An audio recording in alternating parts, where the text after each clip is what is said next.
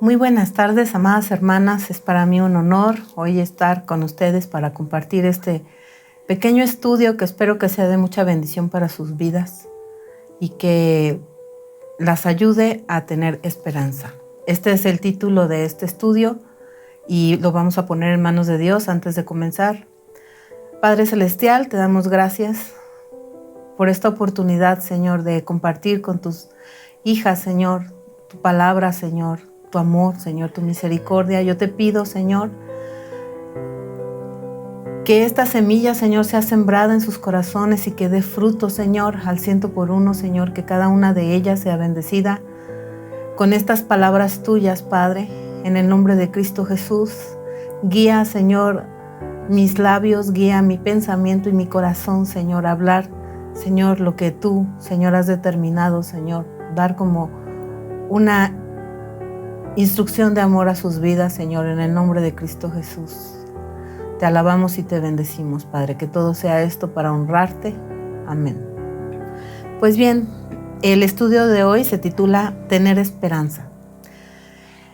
Pero la esperanza que se ve no es esperanza, porque lo que alguno ve, ¿a qué esperarlo? Pero si esperamos lo que no vemos, con paciencia lo aguardamos. Romanos 8, 24 y 25. El apóstol Pablo da una definición de la fe en el libro de Hebreos. Es pues la fe la certeza de lo que se espera,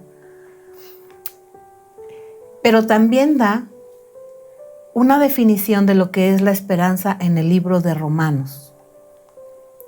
Pero la esperanza que se ve no es esperanza, porque lo que alguno ve, ¿por qué esperarlo? Uno tiene esperanza de ver, por ejemplo, a una persona solo si está segura de que esa persona vendrá. Y tenemos esperanza de que lloverá cuando vemos las nubes en el cielo acumularse en un tono negro. Y tenemos la esperanza de que habrá frío cuando vemos en la mañana las nubes abigarradas. Entonces esperamos cuando tenemos certeza de lo que sucederá, ¿sí? Es decir, que la esperanza no existe si primero no hay convicción. Dice, pero si esperamos lo que no vemos, con paciencia lo aguardamos. Lo que esperamos es algo que no tenemos en este momento, pero que sabemos que vendrá. Para tener esperanza, primero hay que saber qué es lo que se aguarda. Y entonces la espera se convertirá en una convicción de lo que se ha dicho será. Repetidas veces nosotros hemos escuchado al pastor decir que el Señor es fiel a su palabra. Quiere decir que todo lo que está escrito en su palabra tiene un cumplimiento y tendrá un cumplimiento o ha tenido ya un cumplimiento. El caso es que todo lo que el Señor ha dicho debe cumplirse y eso nos debe dar a nosotros la certeza de que tener esperanza en sus palabras es verdadero y es bueno. Pero así como la Biblia es una compilación de libros, también es una recopilación de promesas para aquellos que por la fe puesta por el Espíritu Santo en sus corazones, en la esperanza de las buenas noticias, es decir, el Evangelio de nuestro Señor Jesucristo. Porque está escrito, por ejemplo, no hay más condenación para aquellos que están en Cristo Jesús, Señor nuestro, aquellos que no andan conforme a la carne, sino conforme al Espíritu, teniendo por verdad implícita que la condenación solo será para aquellos cuyo proceder es conforme a la carne, y como verdad explícita, que los que andan conforme al Espíritu no verán tal pena. La esperanza del transitar por esta vida no viviendo conformado a este mundo, ni estimulado por los deseos de la carne, los deseos de los ojos y la vanagloria de la vida, es la vida eterna en Cristo. Esto es a manera de un ejemplo de una sola cosa de las muchas garantías que el Señor otorga a aquellos que son coherederos con Cristo de los compromisos hechos con el Padre, confirmados en la vida, muerte y resurrección de Cristo y sellados como garantía en nuestro corazón por la presencia del Espíritu Santo en nuestra vida. Habida cuenta de lo anterior, es decir, de que ya definimos lo que es esperanza, el Señor ha puesto en mi corazón recordar en este estudio la promesa de la resurrección de los muertos y de la vida eterna. para lo cual me voy a permitir citar un poema del poeta y ministro inglés del siglo XVI, John Donne. Se llama Muerte, no te enorgullezcas. Muerte, no te enorgullezcas. Aunque algunos te han llamado poderosa y terrible, no lo eres. Porque aquellos a quienes crees poder derribar no mueren. Pobre muerte, y tampoco puedes matarme a mí. El reposo y el sueño, que podrían ser casi tu imagen, brindan placer, y mayor placer debe provenir de ti. Y nuestros mejores hombres se van pronto contigo, descanso de sus huesos y liberación de sus almas. Eres esclava del destino, del azar, de los reyes y de los desesperados, y moras con el veneno de la guerra y la enfermedad. Y la amapola o los hechizos pueden adormecernos tan bien como tu golpe, y mejor aún, ¿por qué te muestras tan engreída entonces? Después de un breve sueño, despertaremos eternamente, y la muerte ya no existirá. Muerte, tú morirás. Cuando escuché este poema por primera vez me pareció hermoso y en cierto modo, ya hace algunos años atrás, indescifrable. Pero al volverlo a leer detenidamente y habiendo buscado la biografía de su autor, encontré que además de poeta era ministro. Entonces pude, con la ayuda del Señor, encontrar el significado de algunas de sus palabras e incluso a mi pensar podría decir que es una paráfrasis de algunos textos de la Biblia. Me voy a permitir desmenuzar el poema por versos para que podamos explicar cómo existe esta paráfrasis y para que también me ayude a desglosar lo que hoy te quiero compartir. Dice el primer verso del poema: muerte, no te enorgullezcas, aunque algunos te han llamado poderosa y terrible, no lo eres. Como está escrito en la Biblia, para nosotros el vivir es Cristo y el morir es ganancia.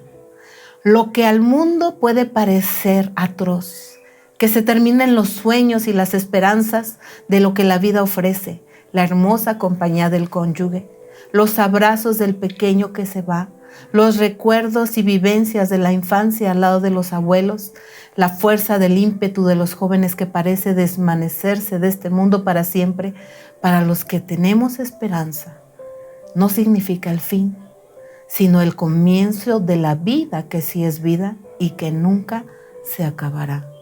Por eso, la muerte para el cristiano no es tan poderosa ni tan terrible. Dice el segundo verso: porque aquellos a quienes crees poder derribar no mueren. Pobre muerte, y tampoco puedes matarme a mí.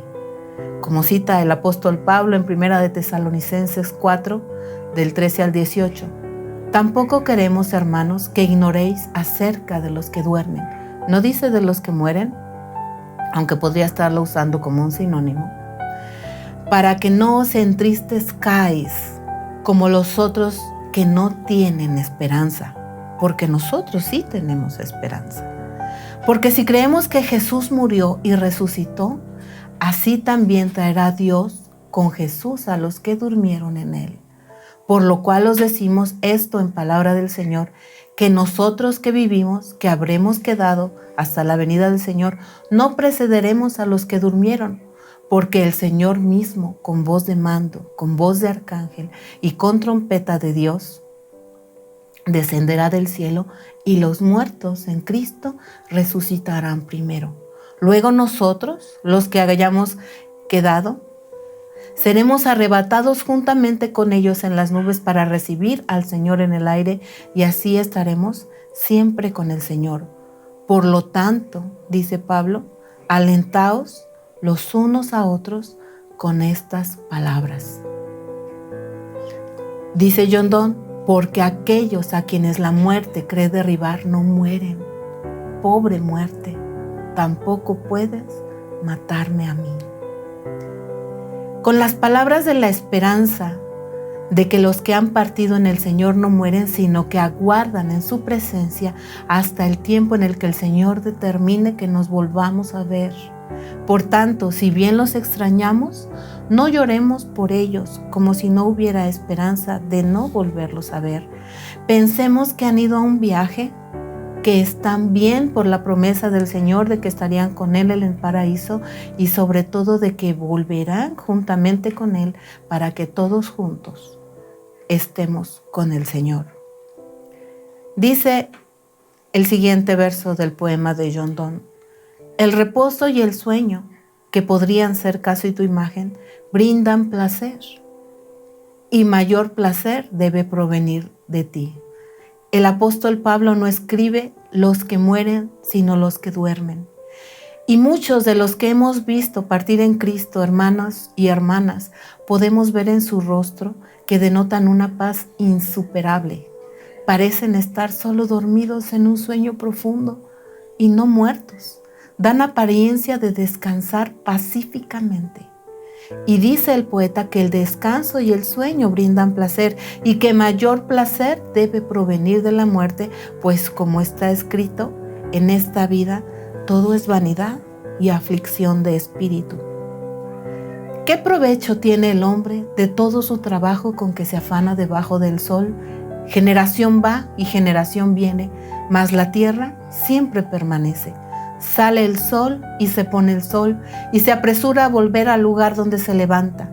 El viento lo tira hacia el sur y rodea el norte, va girando de continuo y a sus giros vuelve el viento de nuevo. Los ríos todos van al mar y el mar no se llena. Al lugar donde los ríos vinieron, allí vuelven para recorrer de nuevo. Todas las cosas son fatigosas más de lo que el hombre puede expresar. Nunca se sacia el ojo de ver, ni el oído de oír. ¿Qué es lo que fue? Lo mismo que será. ¿Qué es lo que ha sido hecho? Lo mismo que se hará, y no hay nada nuevo debajo del sol. ¿Hay algo que se puede decir, he aquí esto es nuevo? Ya fue en los siglos que han precedido. No hay memoria de lo que precedió, ni tampoco de lo que sucederá. Habrá memoria en lo que será después. Eclesiastés 1, del 3 al 11. Y dice el poema de John Donne: y nuestros mejores hombres se van pronto contigo, descanso de sus huesos y liberación de sus almas. El poeta dice que la muerte brinda descanso a los huesos y libera el alma. Y dice el libro de Eclesiastés: aborrecí por tanto la vida, porque la obra que se hace debajo del sol me era fastidiosa, por cuanto todo es vanidad y aflicción de espíritu. Asimismo aborrecí todo mi trabajo que había hecho debajo del sol, al cual tendré que dejar a otro que vendrá después de mí. Y quién sabe si será sabio o necio el que se enseñoreará de todo mi trabajo en que yo me afané y que yo me ocupé debajo del sol con mi sabiduría. Esto también es vanidad. Volvió, por tanto, a desesperanzarse mi corazón acerca de todo el trabajo en que me afané y en que había ocupado debajo del sol mi sabiduría. Que el hombre trabaje con sabiduría y con ciencia y con rectitud, y que haya de dar su hacienda a un hombre que nunca trabajó en ello. También esto es vanidad y mal grande, porque ¿qué tiene el hombre de todo su trabajo y de la fatiga de su corazón con que se afana debajo del sol? Porque todos sus días no son sino dolores, y sus trabajos molestias. Aún de noche su corazón no reposa. Esto también es vanidad. Nuestra vida en la tierra está llena de trabajo. Nosotros somos como los jornaleros después de un día de trabajo al sol. Esperamos con ansia el reposo para nuestro cuerpo, el llegar a casa y descansar. Pero trabajamos con gusto, porque esperamos la recompensa por nuestro trabajo. La recompensa que el Señor por su sacrificio ha ganado para cada uno de nosotros, la cual no podríamos pagar con todo el trabajo del mundo, sino solo por la fe que Él pone en nuestro corazón. Con todo, así como Jacob no sintió esos 7 años de trabajo por esforzarse con la amada Raquel, los cuales fueron a él como días porque él la amaba, así nosotros los que estamos en Cristo esperamos trabajarnos por vernos aquel día desposados y vivir para siempre con Él. Trabajamos con gusto, sin que nos sea gravoso, porque lo amamos, porque lo anhelamos, porque lo esperamos. Nuestro cuerpo puede cansarse y a veces enfermarse por las constantes luchas. Entonces anhela el reposo, pero del Señor son los tiempos y las sazones. Unos se van antes y otros van al descanso después, pero todos juntos entraremos al reposo de nuestro Señor. Pensemos así de nuestros hermanos y hermanas, compañeros, hijos, seres amados que han partido, que Dios les ha concedido el descansar de todas sus obras con las que se afanaban debajo del sol, y que como nosotros aguardamos la resurrección de ellos, ellos también aguardan el volver con el Señor para que estemos todos juntos. Esta es otra de las locuras del Evangelio, el gozarse con la muerte de los que amamos a Cristo. Pero está escrito que para Dios es preciosa la muerte de sus santos, ¿cuánto más para nosotros? Dice el poema de John Donne, la muerte es esclava del destino, del azar, de los reyes y de los desesperados, y mora con el veneno de la guerra y de la enfermedad. La amapola y los hechizos pueden adormecernos también como tu golpe, adormecernos. Dice, y mejor aún, ¿por qué te muestras tan engreída entonces? La muerte es algo inevitable. Es esclava de todos los que tienen vida en la carne. Nadie puede librarse de ella por sus propias fuerzas o medios, pues obedece en todo al tiempo de Dios, del que condenó al pecado en la carne. Por eso es que la carne muere. Hay temporadas donde aumenta, como el autor describe, que mora con el veneno de la guerra y de la enfermedad. Por ello, por cuanto toda carne debe morir como nuestro Señor lo hizo, hagamos caso a la sabiduría y acordémonos de nuestro Señor en los días de nuestra juventud, antes de que vengan los días malos y lleguen los años en los cuales digamos, no tenemos en ellos contentamiento, antes de que se oscurezca el sol y la luz y la luna y las estrellas y vuelvan las nubes tras la lluvia, cuando temblarán los guardas de la casa y se encorvarán los hombres fuertes y cesarán las muelas porque han disminuido y oscurecerán los que miran por las ventanas y las puertas de afuera se cerrarán por lo bajo del ruido de la muela, cuando se levantan a la voz del ave y todas las hijas del canto serán abatidas, cuando también temerán lo que es alto y habrá terrores en el camino. Y florecerá el almendro y la langosta será una carga y se perderá el apetito porque el hombre va a su morada eterna. Y los endechadores andarán alrededor por las calles antes de que la cadena de plata se quiebre y se rompa el cuenco de oro y el cántaro se quiebre junto a la fuente y la rueda sea rota sobre el pozo y el polvo vuelva a la tierra como era y el espíritu vuelva a Dios que lo dio. Vanidad de vanidades, dijo el predicador, todo es vanidad. Acordémonos de nuestro Creador aquí mientras estamos aquí en la tierra, porque también el predicador escribe, ¿quién te alabará en el Seol? Aquí mientras somos jóvenes, porque aquí, como dice, describe una parte de la vejez del hombre, cuando las muelas disminuyen, cuando ya todo me es gravoso, cuando me duelen los huesos, cuando me duele la espalda, cuando ya no puedo levantarme, cuando me tienen que llevar de un lado a otro porque soy viejo. Y después, lo que es inminente, el tiempo se acaba, la muerte llega. Y dice aquí, el polvo, de lo cual fuimos hechos todos, vuelve al polvo. Y el espíritu vuelve al Dios que lo dio. Por eso dice, es inevitable, pero es solamente un proceso, un paso por el que hay que dar.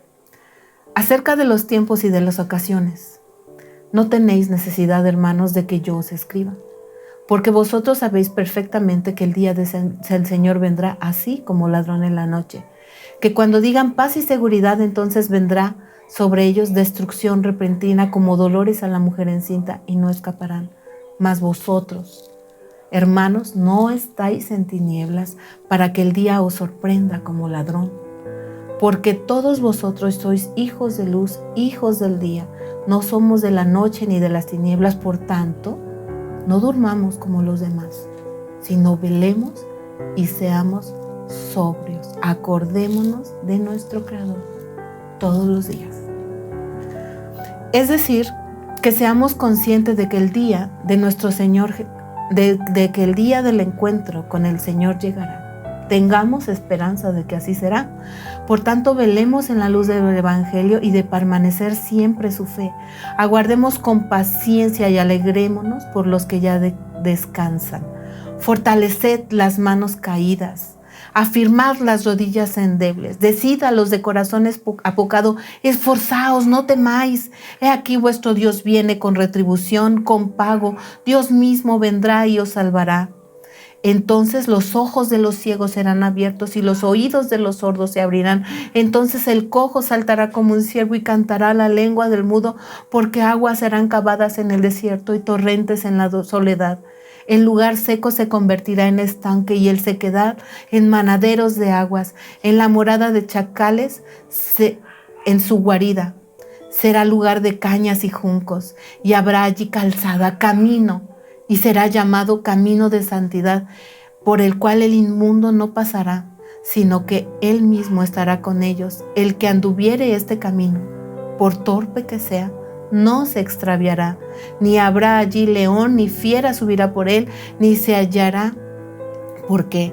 Para que caminen los redimidos, y los redimidos de Jehová volverán. Volverán a Sión con alegría, y con gozo perpetuo será sobre sus cabezas, y tendrán gozo y alegría, y huirán de la tristeza y el gemido. Para nosotros, el vivir es Cristo. No es una fatiga ni aflicción de espíritu. Él es nuestra vida. Y el morir es ganancia. Dice el poema de John Donne: después de un breve sueño, como les dije, es solo un lugar por el que hay que pasar. Después de un breve sueño, despertaremos eternamente. Y la muerte ya no existirá. Muerte, tú morirás. Tampoco queremos, hermanos, que ignoréis acerca de los que duermen, para que no os entristezcáis como los otros que no tienen esperanza. Porque si creemos que Jesús murió y resucitó, así también Dios traerá con Jesús a los que durmieron en él. Por lo cual os decimos esto: tener esperanza en la palabra del Señor. Que nosotros que vivimos, que habremos quedado hasta la venida del Señor, no precederemos a los que durmieron, porque el Señor mismo con voz de mando, con voz de arcángel y con trompeta de Dios descenderá del cielo, y los muertos en Cristo resucitarán primero.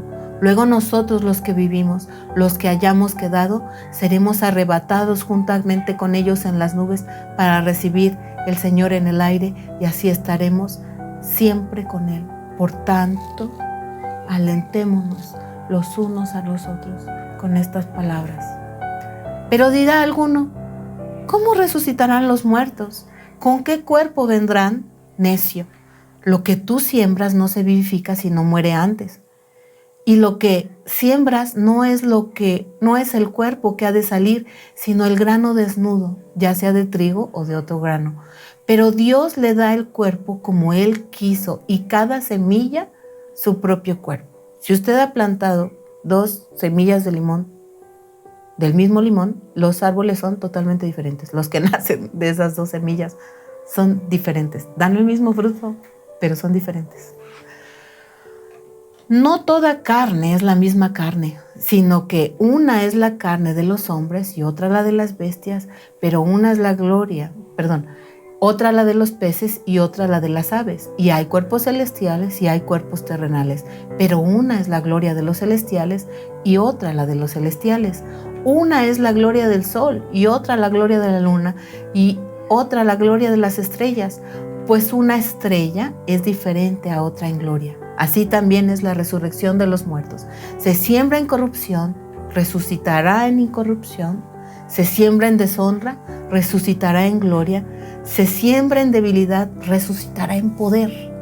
Se siembra cuerpo animal, resucitará un cuerpo espiritual. Hay cuerpo animal y cuerpo espiritual. Así también está escrito: fue hecho el primer hombre, Adán, alma viviente, el postrer Adán, espíritu vivificante. Mas lo espiritual no es primero, sino lo animal, luego lo espiritual. El primer hombre es de la tierra, terrenal. El segundo hombre, que es el Señor, es del cielo.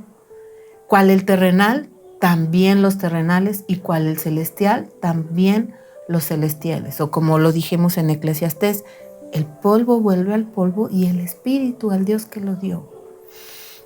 Y así como hemos traído imagen del terrenal, traeremos la imagen del celestial. Por esto digo, hermanos, que la carne y la sangre no pueden heredar el reino de Dios, ni la corrupción hereda la incorrupción. He aquí os digo un misterio: no todos dormiremos, pero todos seremos transformados en un momento, en un abrir y cerrar de ojos, a la final trompeta, porque se tocará trompeta y los muertos serán resucitados incorruptibles y nosotros seremos transformados incorruptibles. Porque es necesario que esto corruptible se vista de incorrupción y que esto mortal se vista de inmortalidad. Y cuando esto corruptible se haya vestido de incorrupción y esto mortal se haya vestido de inmortalidad, entonces se cumplirá la palabra que está escrita: tener esperanza, sorbida es la muerte en victoria. ¿Dónde está, oh muerte, tu aguijón? ¿Y dónde, oh sepulcro, tu victoria? Ya que el aguijón de la muerte es el pecado y el poder del pecado la ley. Mas gracias sean dadas a Dios, que nos da la victoria por medio de nuestro Señor Jesucristo. Así que, hermanos míos amados, hermana mía amada, está firme, constante, creciendo en la obra del Señor siempre, sabiendo que tu trabajo en el Señor no es vano. Cierro este estudio recopilando estas palabras: no os entristezcáis como los que no tienen esperanza, sino alentaos los unos, las unas a las otras, en la esperanza de la resurrección y la segunda venida de Cristo. Sean fortalecidos sus corazones con la esperanza del Evangelio y la vida eterna en el Señor. No seamos como los demás mexicanos que hacen enorgullecer a la muerte, celebrándola más que a la vida y llorando porque lo que naturalmente en la carne debe suceder. Recordemos que Cristo ya ha vencido por medio de la muerte al que tenía el imperio de la muerte, es decir, al diablo. Y todos los que participan de esa victoria no están muertos, sino aguardando la resurrección en medio del paraíso de Dios. Alégrese y viva como una hija de luz, no como si no supiera que algún día se encontrará con el Señor, porque está escrito que el hombre muera una vez y después el juicio. No viva como si no supiera que un día usted también partirá, o si el Señor viene antes, no lo sé. Pero no viva como si no supiera que un día va a estar delante de ese trono. Pero si se predica que Cristo resucitó de los muertos, como dicen algunos de entre vosotros que no hay resurrección de muertos, porque si no hay resurrección de muertos, tampoco Cristo resucitó. Y si Cristo no resucitó, vana es entonces nuestra predicación, vana es también nuestra fe, y somos hallados falsos testigos de Dios, porque hemos testificado de Dios que Él resucitó a Cristo, al cual no resucitó, si en verdad los muertos no resucitan. Porque si los muertos no resucitan, tampoco Cristo resucitó. Y si Cristo no resucitó, vana fe, vuestra fe es vana. Aún estáis en vuestros pecados. Entonces también los que durmieron en Cristo perecieron. Si en esta vida solamente esperamos en Cristo, escúcheme bien, somos los más dignos de conmiseración de todos los hombres.